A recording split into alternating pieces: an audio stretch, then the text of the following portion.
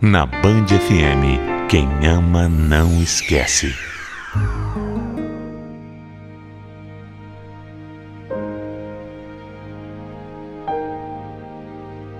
Nem sempre as coisas saem como a gente sonha, como planeja ou imagina. Mas a vida é isso, né? É saber lidar com as adversidades e tentar encontrar felicidade mesmo quando tudo parece estar perdido. Eu e o Marcos tivemos a mesma sensação ao olhar um para o outro pela primeira vez. Era diferente de tudo que eu tinha sentido e ele, eu soube depois, sentiu a mesma coisa. Eu percebi que aquela coisa tão estranha e ao mesmo tempo tão familiar, é o que chamam de amor à primeira vista. Naquele momento, mesmo sem saber nada daquele homem desconhecido, eu já sentia que eu conhecia uma vida inteira. Talvez até de outras vidas. E eu entendi que ele era a minha alma gêmea. Só quem já viveu uma coisa como essa que vai entender o que eu tô falando. É único. É único, é intenso, é forte, é incomparável. De repente a gente simplesmente tem certeza de que aquela pessoa é a pessoa. Eu e o Marcos ficamos juntos desde o primeiro dia e nunca mais nos desgrudamos. A gente namorou, noivou, casou e depois de um tempo de casados ele começou a falar em ter filhos. Vamos, vai, Raquel. A gente já tá casado há 2 anos. Mas tem coisa pra gente fazer na vida ainda, Marcos. Um filho muda tudo. Mas muda pra melhor. Você vai ver. Olha, um filho nosso não vai atrapalhar nossa vida. Só vai melhorar. Um bebê só vem pra somar. Ai, não sei. Eu não sei mesmo. Por favor, vai. Eu queria esperar um pouquinho mais, sabe? Imagina a gente tendo filho já mais velho. A gente nem vai ter pique pra brincar, pra cuidar, pra correr atrás dele. Tá na hora, meu amor. Agora é a hora certa.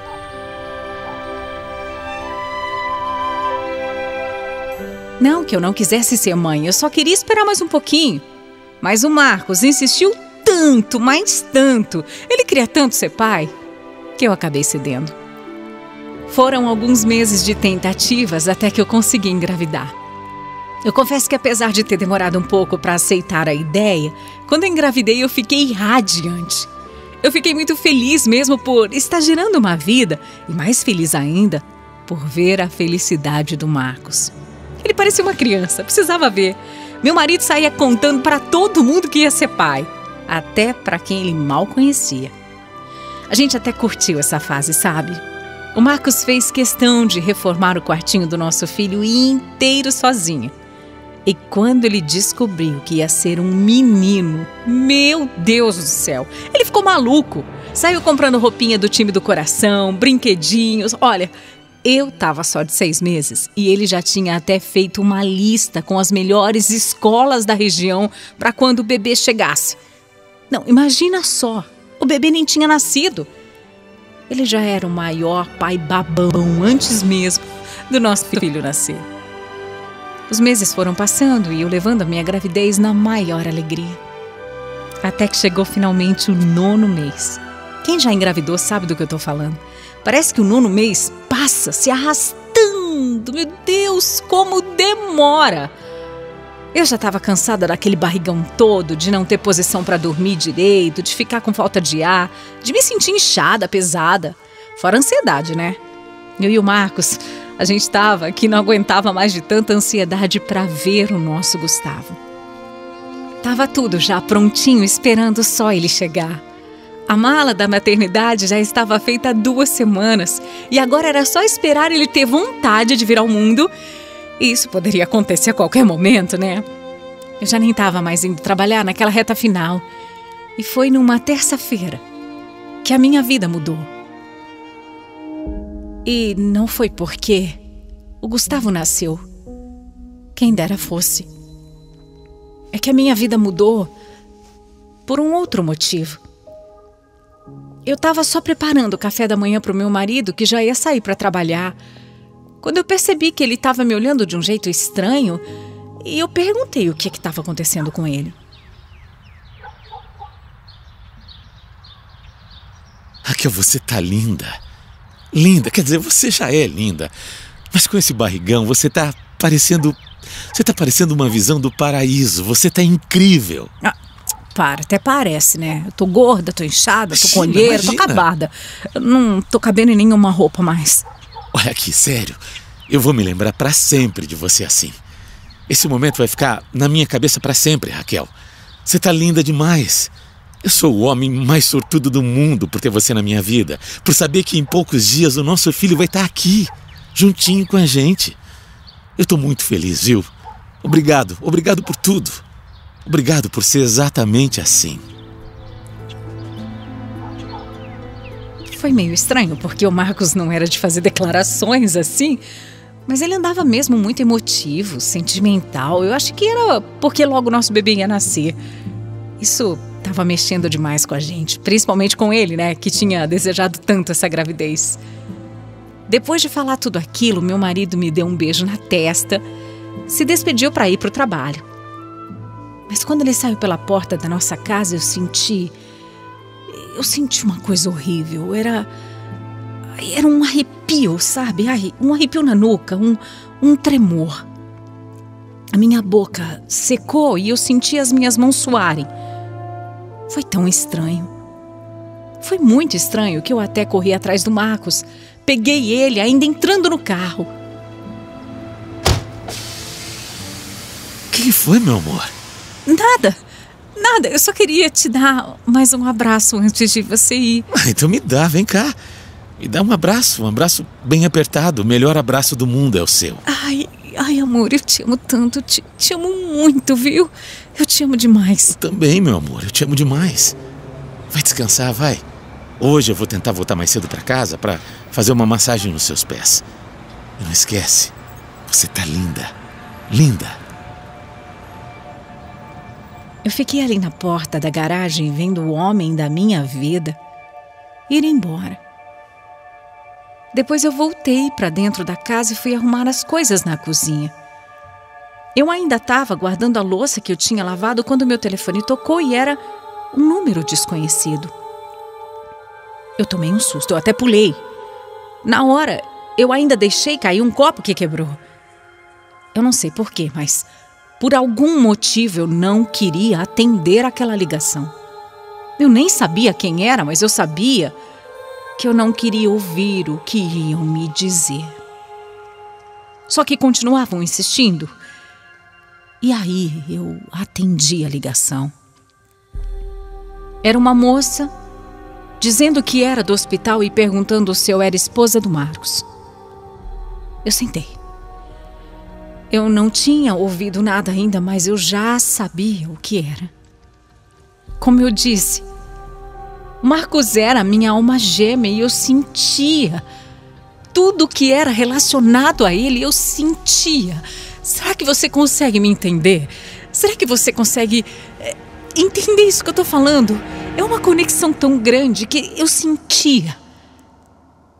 Em alguns minutos eu já estava no hospital para receber a notícia que naquela manhã o meu marido tinha reagido a um assalto e tinha levado um tiro.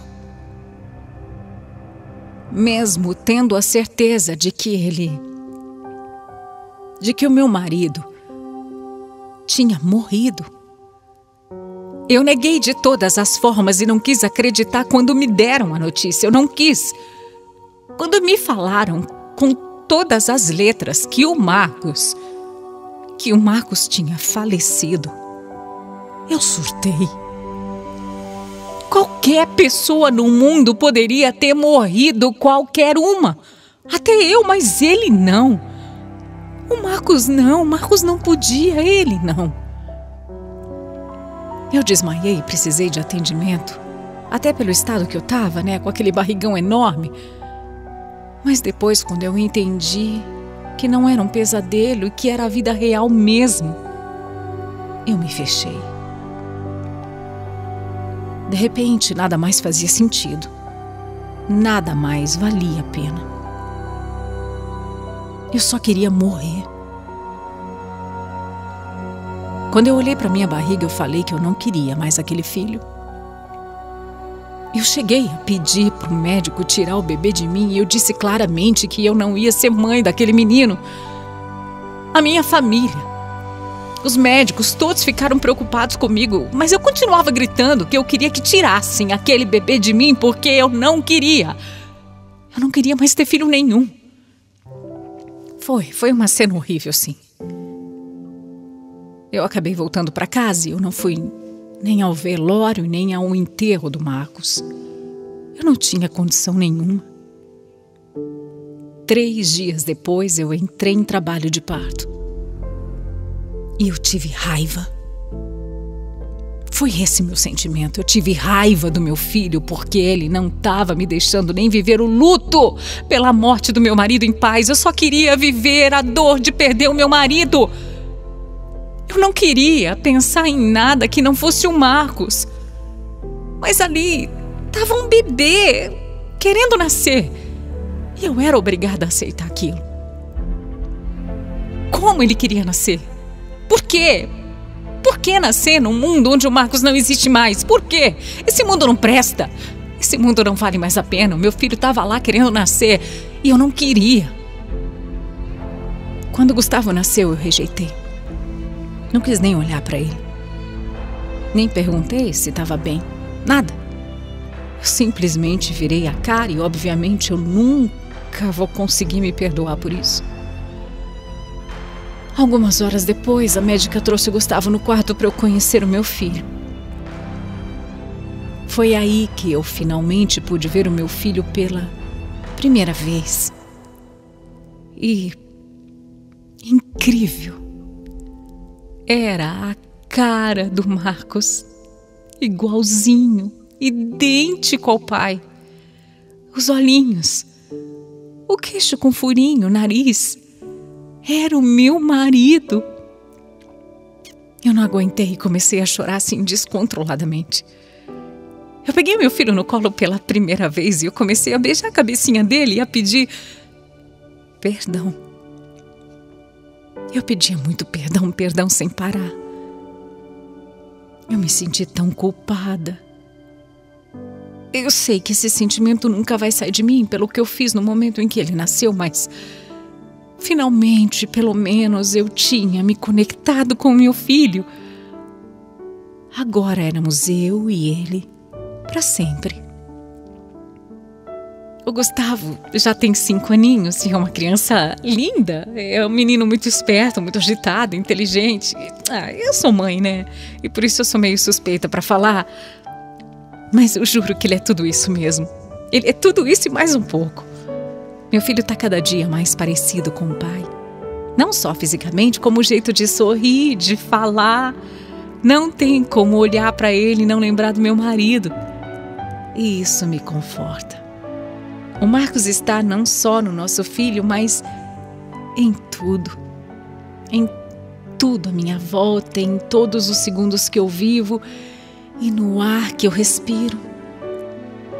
Eu sempre falo dele com muito amor, com muito carinho. E eu vou fazer questão de, até o final da vida, contar para o Gustavo que ele teve o melhor pai do mundo, mesmo antes de nascer.